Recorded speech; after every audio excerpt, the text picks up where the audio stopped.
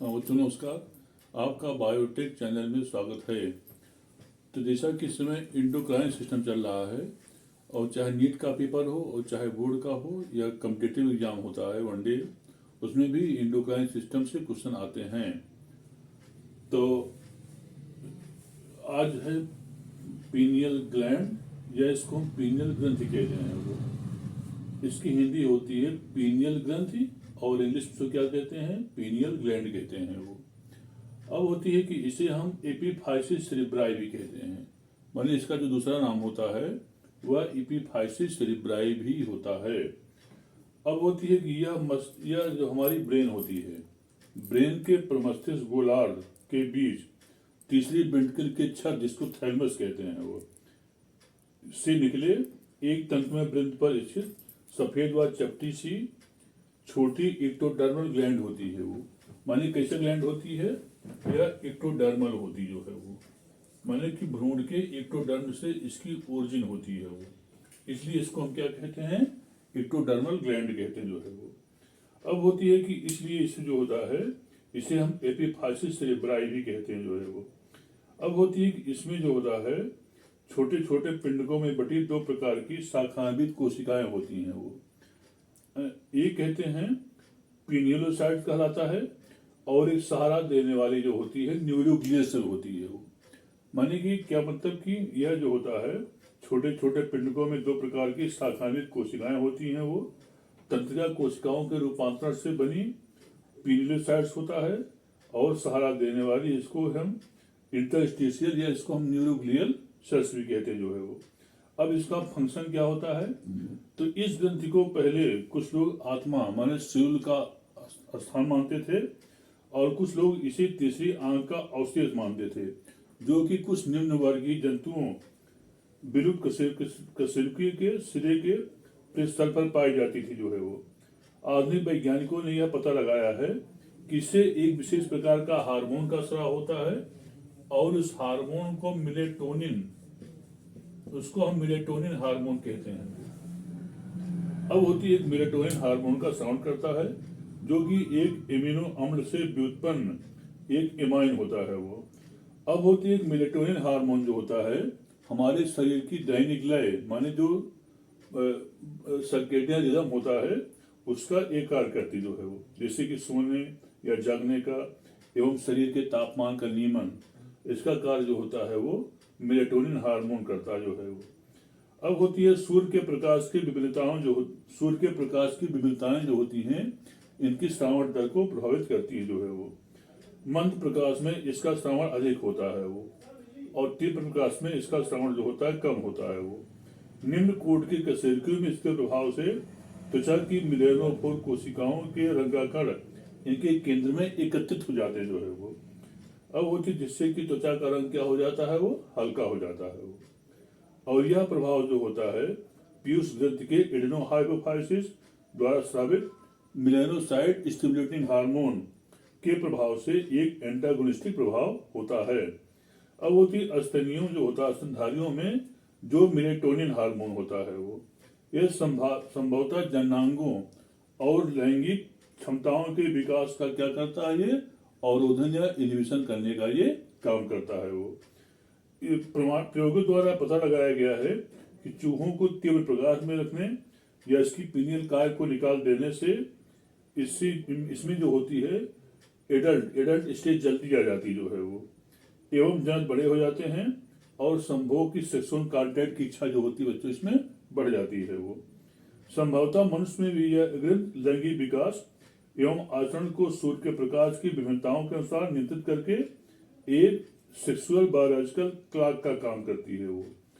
तीव्र सूर्य के प्रकाशित में रहने वाले या जन्म से अंधे मानव बच्चों में संभवतः मेलेटोनिन का श्रावण कम होता है, के कारण जो होती है यौन अवस्था जो होती है वो जल्दी आ जाती जो है वो। यह भी पता लगा है कि मेलेटोनिन का श्रावण जो होता है दिन में कम होते हैं, और रात्रि में क्या होता है वो ज्यादा इसका श्रावण होता है। माने कि ये मालूम हुआ है इसका श्रावण जो होता है दिन में कम, लेकिन रात्रि में क्या होता है ये ज्यादा होता है वो। अतः संभवतः जो होता है जो पीनियल काय होती है ये हमारी दैनिक रिदम माने सर्केडियन रिदम का ये नियंत्रण करने का कार्य करता है वो। मनुष्य में 10 वर्ष की एज के बाद, माने मानव में क्या होता है, 10 वर्ष की एज के बाद पीनियल ग्रंथि का पतन होने लगता है वो, क्योंकि इसमें कैल्शियम लवण के कण जमा होने लगते हैं वो, और इसे हम क्या कहते हैं, इसे हम ब्रेन सैंड कहते हैं वो, माने ये अवस्था जो है ब्रेन सैंड कहलाती जो है वो। तो बड़ा इंपॉर्टेंट है, जो कि चूंकि एग्जाम में पीनियल ग्लैंड से क्वेश्चन जो होता है बच्चों आता रहता है वो। अब नेक्स्ट होता है, नेक्स्ट ग्रंथ है thyroid gland. Next thyroid thyroid gland, या इसको हम थायराइड ग्रंथ भी कहते हैं। तो ये हमारे जो होता है शरीर की सबसे बड़ी ग्लैंड होती है, और बहुचर्चित अंतःस्रावी ग्रंथ होती जो है वो। ये हमारी गर्दन के श्वासनाल के शीर्ष पर स्थित स्वरयंत्र अर्थात अर्थात कंठ के ठीक नीचे जो होती है, कंठ के ठीक नीचे, और थायराइड एवं क्रिकॉइड उपास्थ्यों के पार्श्व भाग सामने जो होती है, ये फैली हुई और भूरी लाल सी यश के आकार की जो होती है बच्चों, ये ग्लैंड होती है। मान इसका आकार जो होता है वो यश के आकार का होता है। जैसे कि ये ट्रेकिया हो गया जो है ये, तो ट्रेकिया के ऊपर जो होता है ये कैपिटल यश के आकार की ये जो होती है ग्लैंड होती है वो। इसका आकार जो होता है कैपिटल यश के आकार का होता है वो। अब होती है कि इसमें क्या होता है कि बड़ा इंपॉर्टेंट पॉइंट होता है, थायराइड ग्लैंड जो होती है इसका, ये हमारे शरीर में आयोडीन माने आयोडीन का नियंत्रण करती है, और टेम्पो ऑफ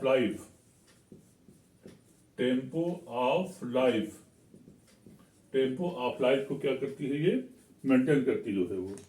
अब होती है थायराइड ग्लैंड जो होता है लगभग 5 सेंटीमीटर लंबी और 3 सेंटीमीटर चौड़ी होती है। इसकी लंबाई जो होती है लगभग 5 सेंटीमीटर होती है और चौड़ाई लगभग इसकी 3 सेंटीमीटर होती है, और इसका औसत भार जो होता है लगभग 25 ग्राम होता है। लंबाई 5 सेंटीमीटर, चौड़ाई 3 सेंटीमीटर, और इसका भार जो होता है लगभग 25 ग्राम होता है वो।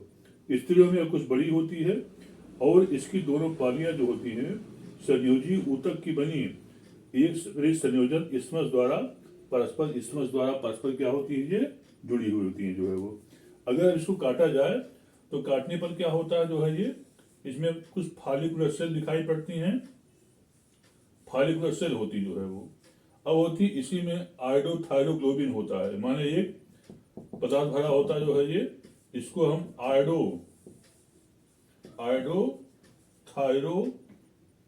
थायरोग्लोबिन कहते हैं वो, ग्लोबिन। अब होती इसके बाद क्या होता है, यहाँ पर सी सेल होते हैं, सी सेल, और एक ग्राउंड मैट्रिक्स पोर्शन होता है, इसको हम स्टोमा कहते हैं जो है वो, स्टोमा होता है, और इसके बाद यहाँ पर सी सेल होते हैं जो है वो। अब होती है कि इससे जो होता है, माने कि इससे 2 प्रकार के थायराइड ग्लैंड से 2 प्रकार के हार्मोन निकलते हैं वो। एक तो आयोडीन हार्मोन होता है, नंबर 1 होता है आयोडीनेटेड हार्मोन, और यह हार्मोन जो है T4, और अगला होता है T3 टेट्रा आयोडोथायरोनिन, माने T4 जो होता है इसको हम टेट्रा आयोडोथायरोनिन कहते हैं, और T3 ट्राई आयोडोथायरोनिन, माने कि T4 और T3। तो T4 माने टेट्रा आयोडोथायरोनिन, और T3 माने ट्राई आयोडोथायरोनिन। ये तो आयोडीनेटेड हार्मोन होता है। और सेकंड होता है नॉन आयोडीनेटेड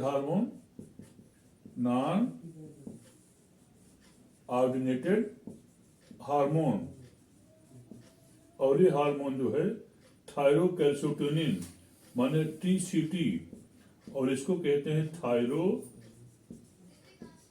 थायरोकैल्सिटोनिन, माने ये हार्मोन होता है वो।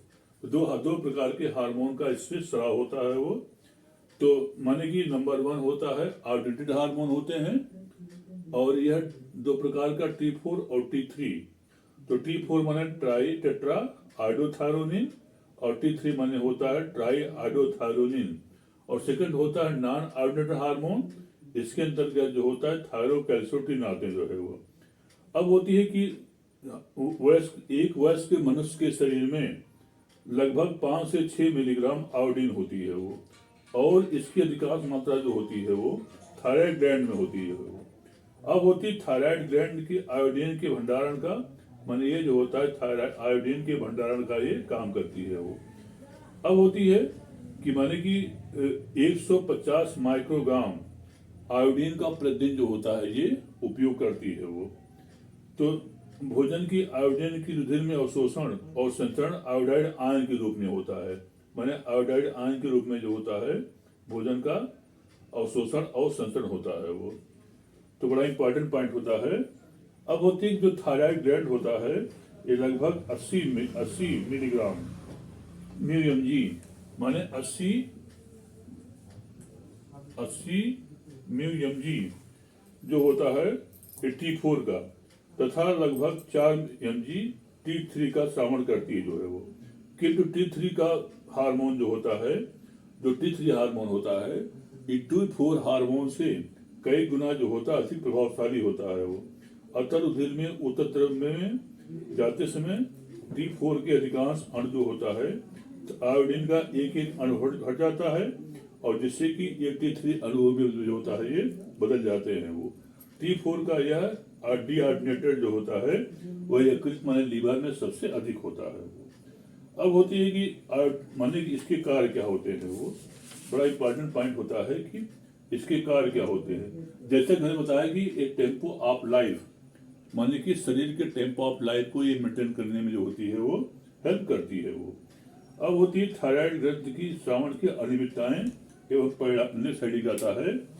थायराइड ग्रंथियों के श्रावण की अनियमितताएं और परिणामी रोग, माने कि इससे अनियमितता से क्या रोग हो जाता है वो, बड़ा इंपॉर्टेंट पॉइंट होता है। तो पहला होता है हाइपोथायराइडिज्म।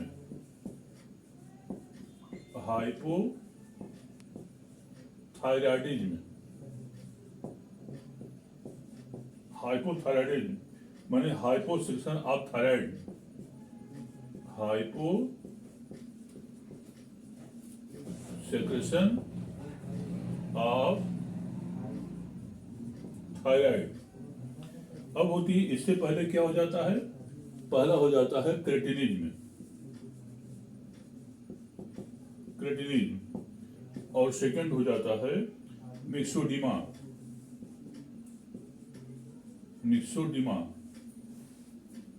बच्चों आज कितना पर्याप्त है, धन्यवाद।